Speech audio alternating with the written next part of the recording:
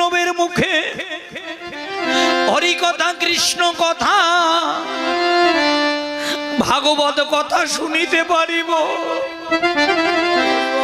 ওগো বাবা, একটা কথা বলি, ভালো করে শুনে যান।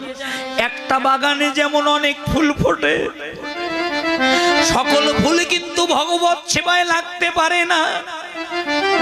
কোন কোন ফুল ভগবত সেবায় লাগিবার আগে ঝরে পড়ে, কোন কোন ফুল কীটের আঘাতে নষ্ট হয়ে যায়। ভগবত সেবায় লাগে কারা? যাদের একনিষ্ঠ প্রেম আছে, ভক্তি আছে, অনুরাগ আছে, তারাই কেবল ভগবত সেবায় লাগতে পারে। ওগো মা, হয়তো কোন জন্মের সুকৃতির ফলে আজকে আমরা এই